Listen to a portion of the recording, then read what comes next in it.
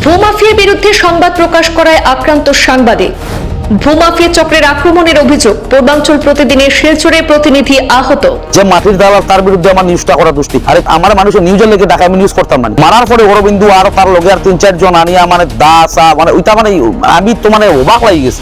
ঘটনায় জড়িতদের বিরুদ্ধে দ্রুত পদক্ষেপ কাছাড়ের সিনিয়র পুলিশ সুপারের।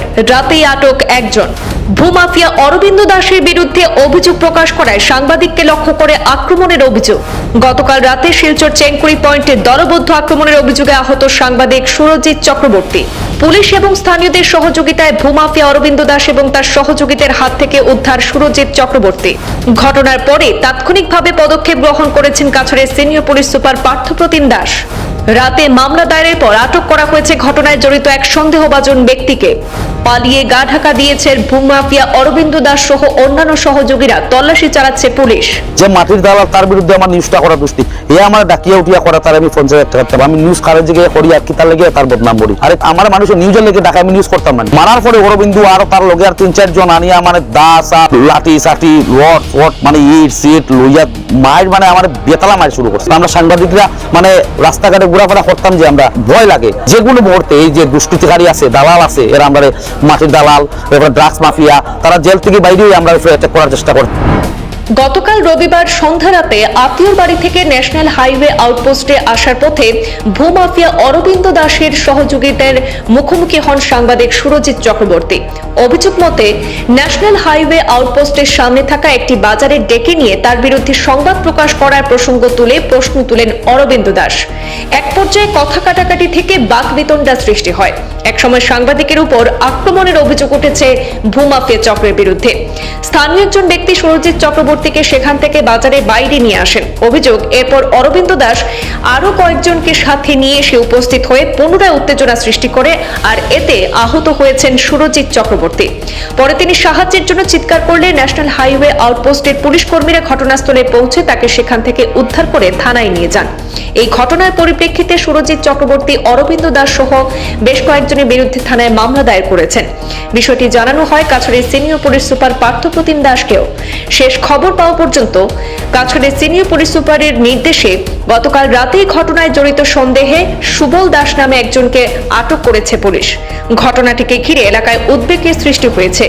সংবাদ প্রকাশকে কেন্দ্র করে এই ধরনের পরিস্থিতি তৈরি হয় বিষয়টি গুরুত্ব সহকারে দেখছে প্রশাসন। পুলিশ জানিয়েছে অভিযোগের ভিত্তিতে তদন্ত অব্যাহত রয়েছে এবং জড়িতদের বিরুদ্ধে আইনানুগ ব্যবস্থা গ্রহণ করা হবে। একই সঙ্গে সাংবাদিক মহলের নিরাপত্তা এবং স্বাধীনভাবে কাজ করার পরিবেশ নিশ্চিত করার দাবিও জোরালো হয়েছে।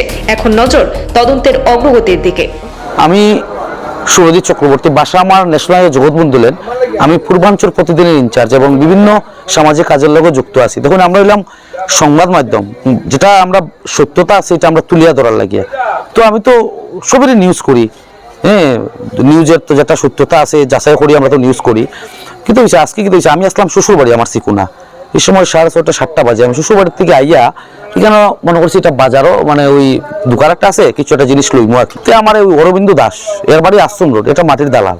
এ কিতা করছে, আমার ডাকছে, তো আমি তো জানি না, আমার ডাকিয়া দমকি দেয় তার ছেলের নামে বদনাম করিয়া তার ছেলেরে বলে বেজালা ফালাইয়া আর আমি বলে সব যত আছে 2 নম্বরই সব বলে থানাতে ইনফরমেশন দিয়ে এই না সেই না করি আমার যা তা গালিগালাজ করে।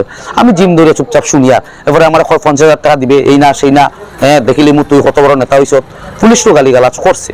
এরপর দিকে আমি দেখছি এখানে আরেকজন আছে, দাদা একজন আসলো এখানে, দাদা কিতা অশোক দা কিতা করছে আমারে আনছে, আমরা এলাকার মানুষ তাই দাদাই আনি আমারও ফলের দোকানের সামনে আমার গল্প করে রাখে। তখন কি হইছে, তার লগের একটা ছেলে অরবিন্দু যে দালাল তার লগে তার বাতি জায়গায় মুরগির ফার্ম আছে, হ্যাঁ, এ কিতা করছে আইয়া আমারে উঠিয়া মারি দিছে। মারার পরে অরবিন্দু আর তার লগে আর 3-4 জন আনিয়া মানে দাস মানে ওইটা মানে আমি তো মানে অবাক লাগি গেছি। লাঠি সাঠি রড ফট মানে ইট সিট লইয়া মায়ের মানে আমার বেতালা মারি শুরু করছে। ইমাজিন স্যার, আমারে মারতে মারতে মারতে আমি কোনো রকম মানে যান বাঁচাইয়া ওই চেংকুড়ি থানার আউটপোস্টের সামনে আইছি। আবার পরে পুলিশে আমার দড়িয়া আনতে পারছে না, আবার টাইনা নিয়ে আমার মারছে অরবিন্দু, হ্যাঁ, তার বাতিজা। হ্যাঁ, এখানে মুরগির ফার্ম আছে ওই চেংকুড়ি আউটপোস্টের ন্যাশনাল আউটপোস্টের ঠিক উল্টা সাইডে। তো আমি দেখুন আমরা সংবাদ মাধ্যম, আমরা বাস্তব যেটা আছে সত্যতা যেটা আছে আমরা উপস্থাপন করি। এটা কি আমার দোষ নেই নিউজটা করা? 2 নম্বরে যারা করে তার বিরুদ্ধে নিউজটা করা কিন্তু আমার দোষ নেই, যে মাটির দালাল তার বিরুদ্ধে আমার নিউজটা করা দোষ নেই। এ আমার ডাকিয়া উঠিয়া করা তার আমি 50,000 টাকা দিতাম, কিরা লেগে দিতাম, কি কারণে দিতাম? থানায় তো আমার এসপি স্যার এবং থানার আইসি স্যার এবং রাঙ্গাঘাটি থানার আইসি স্যার এবং আমার ক্রাইম স্যার, সদর থানার ওসি স্যার এবং টাউন দারোগা স্যার, আমরা এখন আমার সাংবাদিক মহলের যারা আসুন সবই আমার আশ্বাস দিছুন অতি সত্য যাতে এটা মানে এটা আমার তারা যেটা আমার ন্যায্য আছে এটা লইয়াই দিবা, আর তার কঠোর থেকে কঠোর শাস্তি হইব, যাতে ভবিষ্যতে এরকম কোনো সাংবাদিকের উপর যাতে প্রাণঘাতীর হামলা না হয়।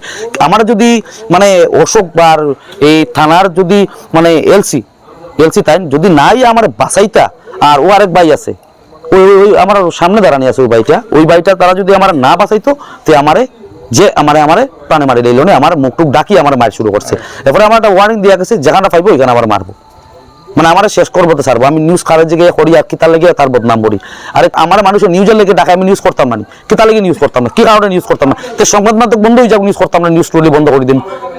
কাছে আসামের মুখ্যমন্ত্রীর কাছে, আমরা এমএলএ এমপি কৌশিক রায় দাদার কাছে আমরা একটাই আমার আবেদন, আজকে সাংবাদিক যে আমরা আছি, আমরা যত সাংবাদিকরা আছি, আমরা সাংবাদিকরা মানে রাস্তাঘাটে ঘোরাফেরা করতাম যে আমরা মানে ভয় লাগে যে কোনো মুহূর্তে এই যে দুষ্কৃতিকারী আছে, দালাল আছে, এরা আমরা মাটির দালাল, এরপরে ড্রাগস মাফিয়া, তারা জেল থেকে বাইরেই আমরা উপরে অ্যাটাক করার চেষ্টা করে, তারা যাতে জেল থেকে যাতে না বার করা হয় ওই দাবিটা আমি জানাই আর তো জেল থেকে যাতে না বার করা হয়, তার সারা জীবন তার জেল থাকে, সারা জীবন তার জেল।